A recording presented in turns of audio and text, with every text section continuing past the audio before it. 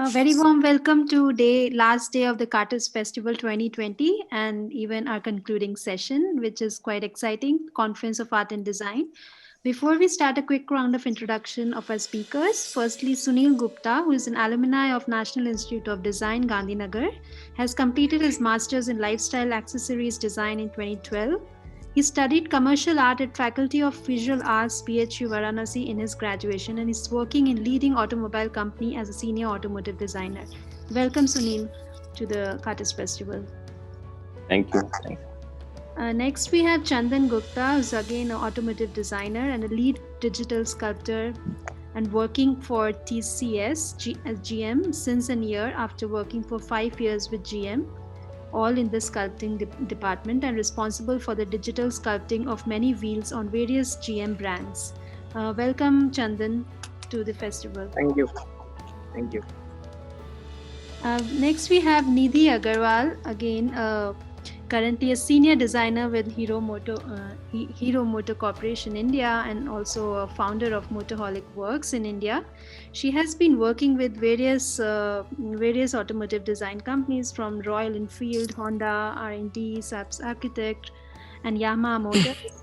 And welcome, Nidhi, to the festival. Thank you so much.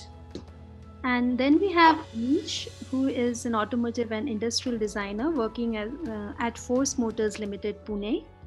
And his work is mostly around research and visualization and design vehicles, and passionate about automotive illustrator and scale motor collector.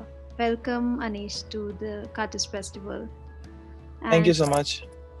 And this panel will be moderated by Mr. Harish CB, who is Associate Professor and Head of Department Automobile and Transportation Design and the School of Industrial Design at United World Institute of Design, Karnavati University, Gandhinagar, Gujarat. He is an industrial designer with competent skills and understanding of design and academician with zeal towards collaborative projects with students in industry.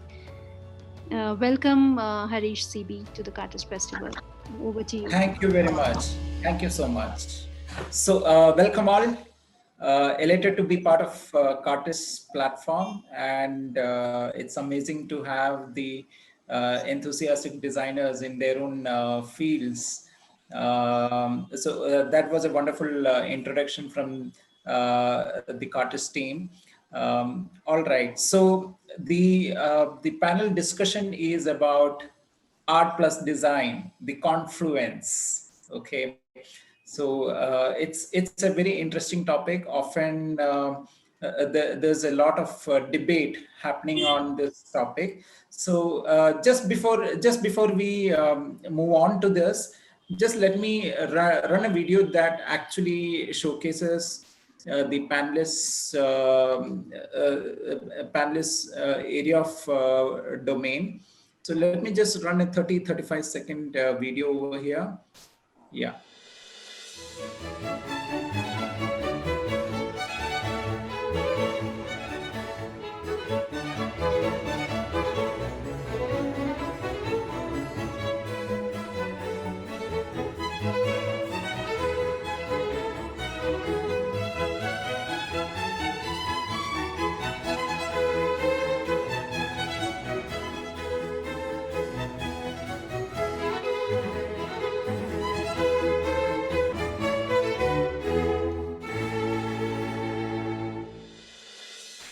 So we have a good idea of who the panelists are. So let's dwell upon this very important question. Let's deliberate a bit on the art and design. Very often we find articles on how design is different from art. A very common form of expression is art is very subjective, whereas design is a meaning which everyone understands. So let's start with this topic. Let's go with Nidhi first. Thank you, Harish. Thank you. So first of all, the very basic question, very basic understanding. There's a lot of confusion in people about art and design, the differences and the overlaps and the similarities. So first of all, the very basic thing for the people who don't know art and design, basically art is an extension of the artist. So the artist might set their own brief for it. It's kind of a display of their emotions through various mediums, be it paintings, be it music and things like that. Whereas design, there's a brief to it. It's more of a problem solving rather than an extension of the artist. So it's for a user. Somebody is going to use the product which is coming out of design. That's the main difference, I feel. Yeah. If anyone wants to add. Yeah. Yes, Yeah. I totally Anish, agree with Nidhi. Yes, sorry. So yeah, I totally agree with Nidhi. Based on this, it's art is always based on instincts, whereas design is always about problem solving and how to cater to a particular solution. And so that's what I think. Art is always based with emotions, whereas design is always through some design brief, or it comes through the management. So that's what the main difference is. yeah, I think Uh, so. Probably that's what we teach even our students. Be less emotional about their design, right? Yes. Yeah. Yes, Sunil. uh, Yes. yeah, but if you go in the past history, there were like a lot of artists who worked as a commission artist for either for the king, either for the court, either for the big royal family. So they were also getting briefed that time also, and it was if we go a little bit past in terms of art, it was also for the common man and for the client specific.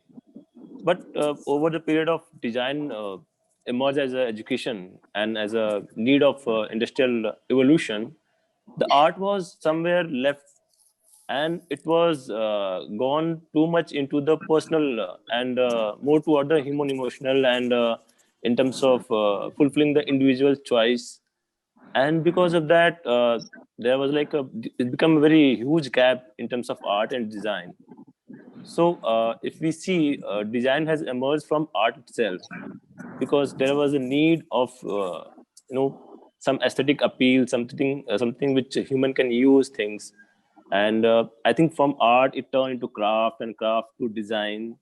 So it was there is some bit DNA still in art, but yeah, definitely, as earlier panelist member said, design is more about the analytical thinking, more toward the need of industry, mass manufacturing, and systematically process who solve the problem, also the need, also the economy, and many multiple variation. But still, art is now left alone because it gone into a certain domain of just for the academia, or just in hand of certain art lovers. So it need somewhere push toward the mass.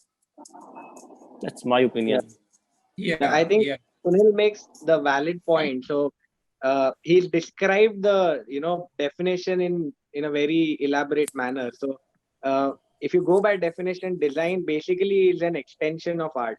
So if you go for the exact definition, art is basically expression of your emotion or sentimental values, whereas design becomes an extension of art, wherein it is the application of art.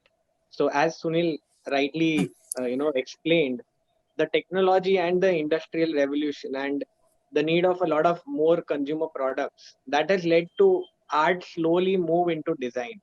So Correct. we still if you consider, since we are talking about Confluence, it's basically still art, but the application of art to a use case that further becomes design. So it's very Yeah. well put by Sunil. Wonderfully put, Chandan and Sunil.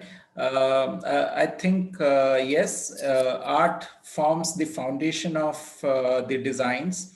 As Sunil said, it all started with fine arts, which was purely aesthetics and based on good taste, how things look good visually, and slowly it moved on to how to be applied onto artifacts, crafts, and products. So that is how art forms a foundation for design.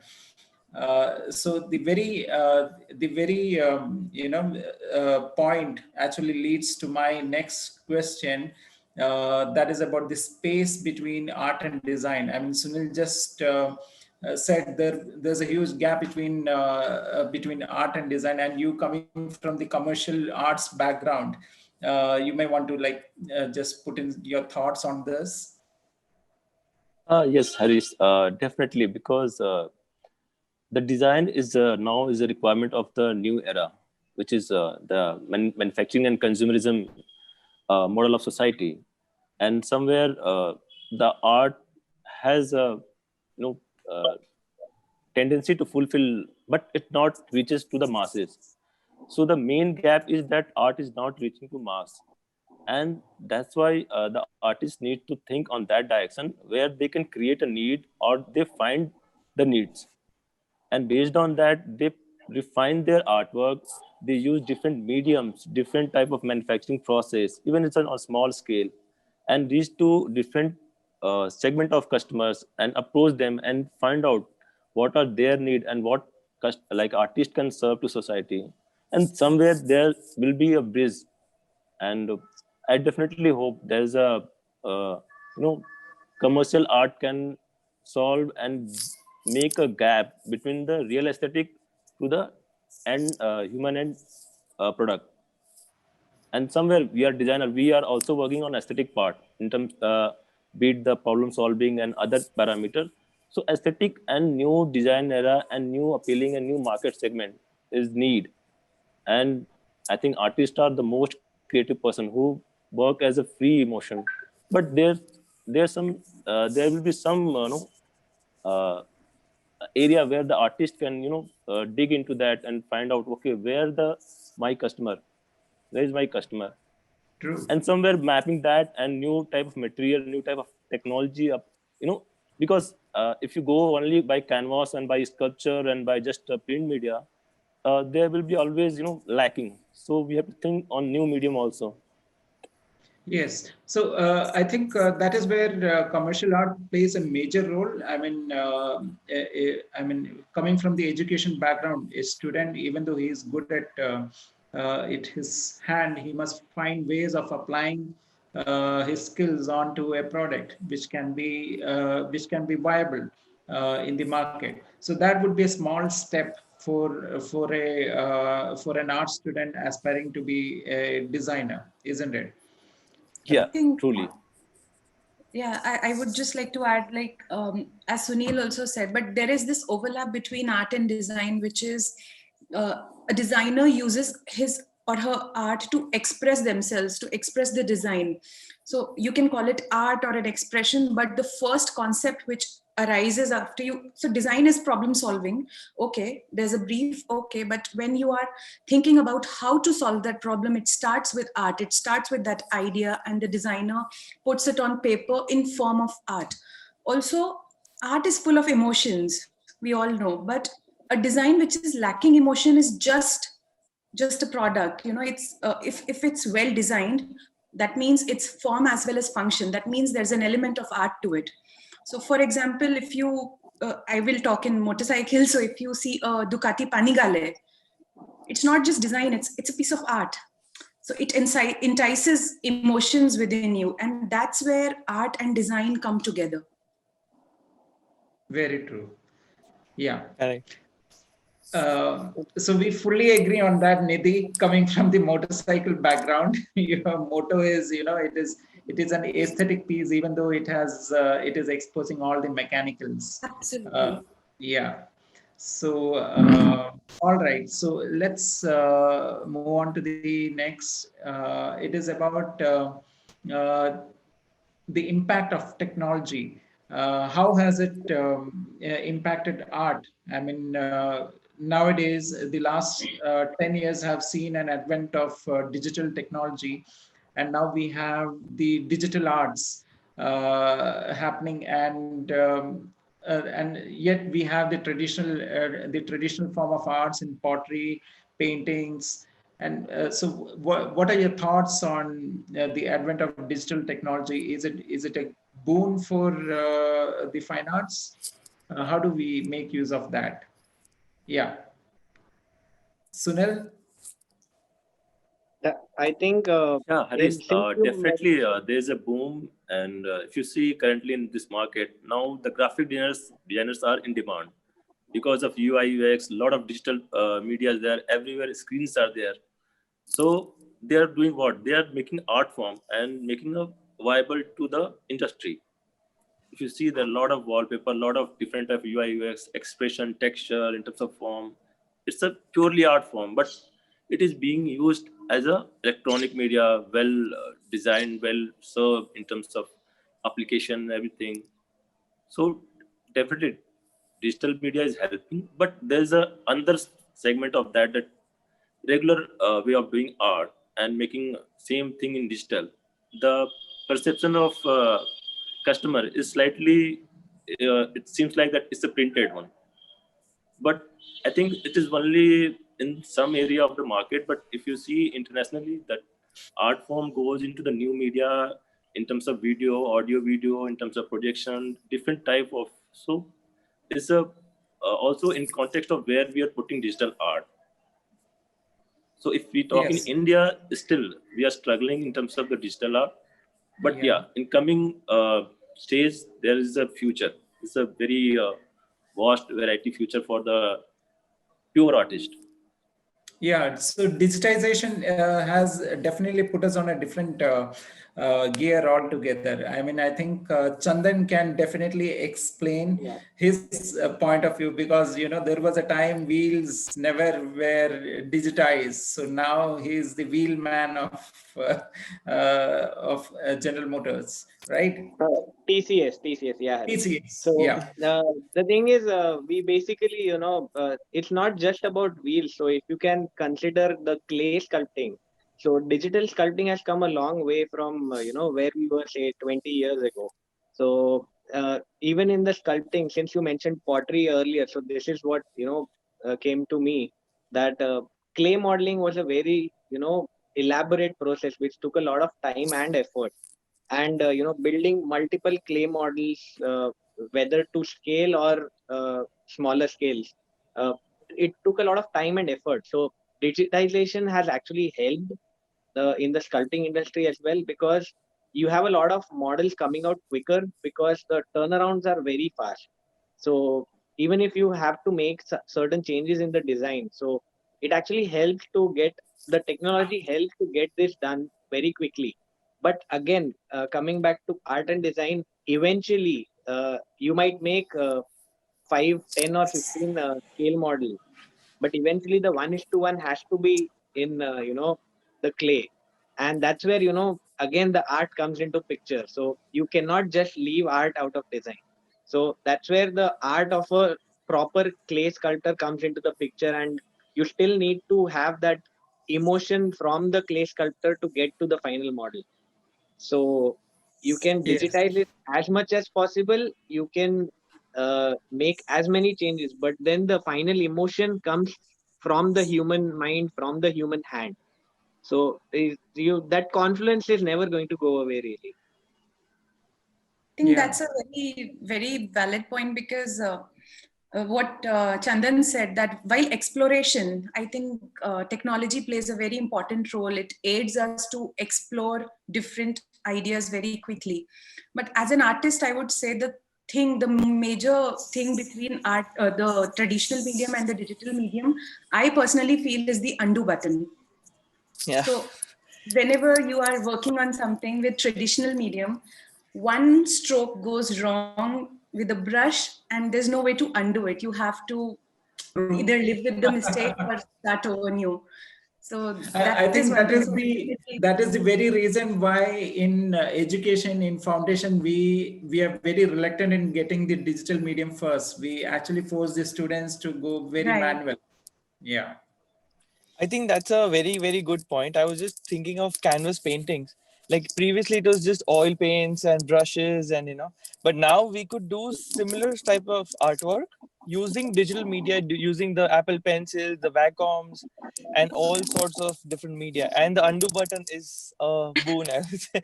It's such a helpful tool, and we can always get things printed at different stages. Also, if you want a small print, we can do that.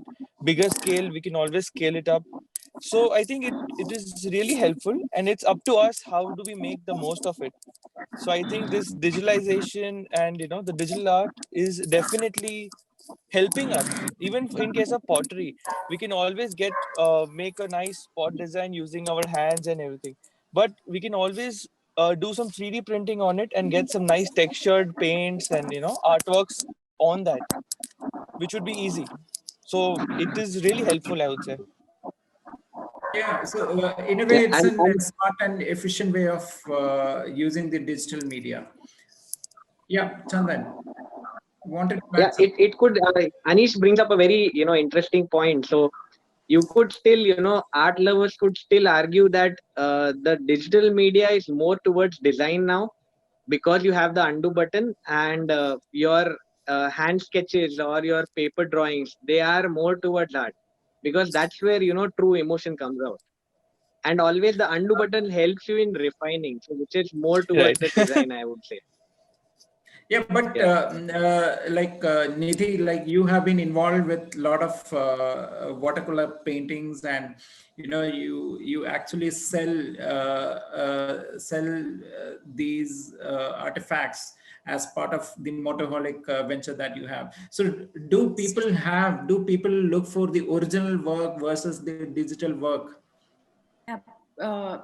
So if I talk about the customers, everyone loves an original piece of art, so it always boils down to affordability. But if it were to people, obviously everyone wants the original piece, because again, it comes with emotions. It's the paper which the artist had touched, literally put on time, and it's not just another print. Being saying that, I don't mean that digital art is not a form of art. There are old schoolers who think that digital art is not really art, but I don't think so, because given the technology now, if I'm sketching on paper or I'm sketching on a vacuum, it still is bringing out those emotions. But yeah, Exactly. from a buyer's point of view, definitely people go more towards the traditional and original pieces of art. Yeah, so for artists, I think digital or traditional, I think it is the experience that keeps them motivated and they enjoy the process of creating the art. Yes. There's one more And difference. Sorry, I would just like to add, because Yeah. as you rightly said, when a digital art is being created, it can be replicated later, because it's on a software. So in order to have a hard copy, you can make any number of copies. You can email it to people. You can have prints in different forms and all. But when it's hand painted, then there is just one piece in the world which is like that. There is nothing alike it. So I think that draws people to this traditional art forms. Yeah, very true. Yeah. there's a one thing which artists leave a mark on the art when they are doing manually is their mistakes and their capability. So once you see any artwork, it's not completely is fully done 100%. There's always some mistake, some error, and that's make art as an art piece. So digital art is 100% correct. So somewhere some the life philosophy, there's some gap, some uncompleteness is missing in digital art. So there's a one aspect of looking that. I think that's very interesting. Sunil has brought in mistakes are to be celebrated. It's like humans Right. are mortal beings. You know? I'm sure, Harish, you teach your students the same, that you just go and do your thing and don't really go back and undo them, and refine your Yeah. strokes. Just play with it. Yeah. Yes, yes. So I mean, they do make mistakes, but it is part of the journey. I think it is a similar way of looking at art pieces, right? Yeah. So, yeah. Actually, if just a quick addition, so if you look at these paintings in the background, you see people falling on motorcycles and not really riding. And that was the exact idea behind painting these, that everybody celebrates success, but nobody celebrates the failures or the journey behind those successes. So when you fall 100 times like this, then you jump. Oh, wonderful. Nice.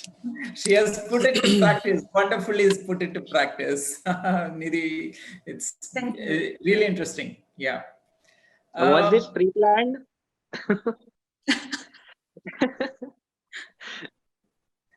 okay. So just to keep up with time, so I'll just move on to the next question. All of us have a shade of artist in you, and all of you are working in the stringent industry conditions. So what are the challenges? What are the? I'm sure in most of the situations you are running on a tight schedule, keeping up with the time frames of deliverables. So what are the challenges? I'm sure that the artist in you is wanting to come out and experiment.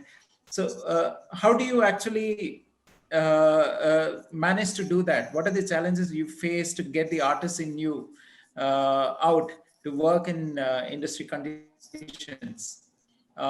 Maybe I think I'll go with Chandan, because I've seen that the workplace is very demanding over there. It's not really demanding. So I think I'm very sure, like all four of us here, all five of us have these demanding schedules.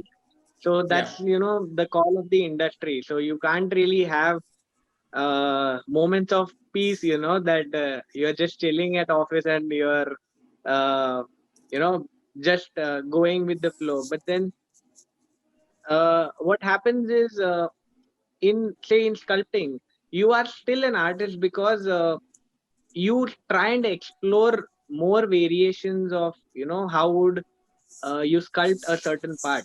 So there are challenges. The timing is one such challenge, and in terms of the industry, you don't really do what you would like to do a lot of times, because certain calls are made by the management, certain calls are made by your bosses, or even sometimes certain calls are made by you. So there's always an element wherein you are not in complete control. So that is one of the challenges. I'm sure the students would like to know.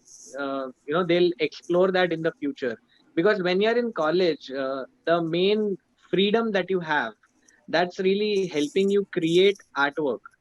So that's where I think you have a difference between art and design. Even if you're in a design school, a lot of times what you're doing is art. You'll have a lot of emotional attachment to what you're doing.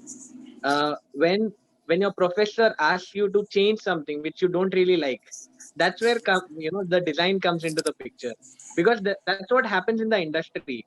Say, if you're working on a certain part and the engineering tells you, this is something that needs to change, this can't be produced, that's where you need to change your initial art form. So that's one challenge wherein you have to accept that it's not always your call that is going to go ahead. Sometimes you Yeah. need to work, a lot of the times, not sometimes, a lot of the times you need to pay attention to the needs of the client, or say, it could be the designer, it could be the engineer, it could be the guy in between, who is producing the parts. So that's one big challenge, I would say. Yeah, Anish. Yes. So, me, as you all know, I work for Force Motors, and being into commercial vehicles. And when I Yes. started my job here, I was all into sketching of cars and going to n levels of the creativity, I would say. And when it comes to commercial vehicles, I would take even a bus or a tractor as a piece of art, actually. And when it comes to design, we always people say we should not be attached emotionally with our designs. Art is fine, but it gets very difficult when you get attached with your designs. And I would say all the designs which we make, and they are actually so much restricted that our mind starts getting blocked, and we have to, express our feelings in some way or the other. And because in our designing life, we have to deal with a lot of engineers, suppliers, and based on those elements, we have to alter our designs. And so, I mean, I found out an alternative for that, and I started this illustration pages of my own, wherein I try to express myself and get all what I want to do with my products, or whatever I want to design. I can freely express myself, so that I can manage and balance a good work life, and keep designing in a better way, learning further how I can apply the art in the design with a lot of restrictions. So I think yeah, designing with restrictions is also an art, I would say. Wonderful. Yeah. That's true. Yeah. So that just put on me to the next possible question, that is how do you revive the artist in you? So one is to maintain a different lifestyle other than your regular work, where your designs come out without any Right. constraints, right? Yeah. Right. Sunil, how do you do that? Yeah, rightly Chandan has said, it's difficult to manage your work there in industry. So either you have to parallel, create your hobby, which make you busy in terms of making artwork or expressing yourself in terms of your hobby, either sports or anything, and that will keep you alive from inside, because definitely constraints are there in the industry or in life in general. So it's not about the industry in terms of it's your normal. If you are a professional artist, you have to keep your art alive with your client also. So it's not with the designer, it's with the artist also true. So somewhere it is not directly related with your profession, but with your for your inner soul. Some will say that something is for kitchen, something for your soul. So something like that. Wonderful, wonderful, Sunil. So, so what about Neha? Sorry, Nidhi. How do you do that? Yeah, I think that's very similar because for me, I was working with Yamaha when I started Motoholic Works. That Motoholic Works was born out of my lack of social life there. So in Japan, there were not many people meeting and all, and there was so much workload that I had to let it out somewhere, and that's how I started Motoholic Works. So I just started painting, and I was never into painting before that much. It was just my job and doing that. But actually, when you have to let out a lot, when you have a lot to say, but your work schedules doesn't let you, then you say it through your hobby. So Yeah. art became more of a hobby than a mean to earn your living. So I think it is very important that you also follow your passion, your hobby, even though you are in a 9 to 5 job, just to keep yourself sane and creative and human, right? Absolutely. Yeah. Yeah. Absolutely. So this just takes me to the next important question. In design education, how do we actually do this? How do we actually send this message across the students in design education? Yeah. So usually what happens, it is only the foundation where the students are doing hands-on, but towards the last year, it is usually management courses and the projects. So what is there any suggestion to give a message that they have to follow their hobby? I think wherever the modules are graded, it becomes a work for the student. For example, for a professional, we're getting paid for something, it becomes work. Similarly, you're getting paid in grades, when you're a student. So I think there can be some interesting modules which somehow aid their creativity, but they are not graded. So when the system is not graded, when the module is not graded, then they probably can actually freely express themselves and explore more on their creativity rather than getting things right. Okay. I've been for 6 months for Zam Design School, and there after the main design courses in the evening, the few design art classes are going on. So it is just just go and join there, and there's no credit for that. And at the end of semester, it get exhibited. And same thing was in my art college, in my applied art course.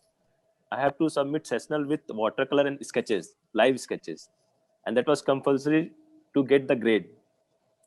So you have to have put your sketches or watercolor or whatever you're doing apart from that. So that will add the things, and you see how the student is progressing in terms of progression, is how much is there, what are they liking in terms of, because art is a one form where students are free to choose subject, and on that you can see where that student is going to incline and where he can do better in professional career.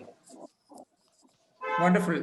Y- Uh, y- So so, now the time doesn't yeah. Anish. permit, sir. No problem. So firstly, thank you so very much, everyone, for Oh, joining this, and it's a wonderful to support the festival. And for me, the best takeaway was the Nidhi 4 paintings behind her. Thank you. The more you fall, the more you celebrate. So, so this goes with Cartist also. We are falling and we will celebrate that also. Thank you so much once again before this goes off. Thank you so much, Nidhi. Thank you so much, Harish. Thank you, Anish. Thank you, Chandan. Thank you, Thank you, sir. Sunil, for every support you. you have given to Cartist, and let's hope for meet you soon for the next festival. Thank you once Yeah. again. Thank you. Thank you so much, Thank sir, for you. this opportunity. Thank you. Thank you, sir. Thank you.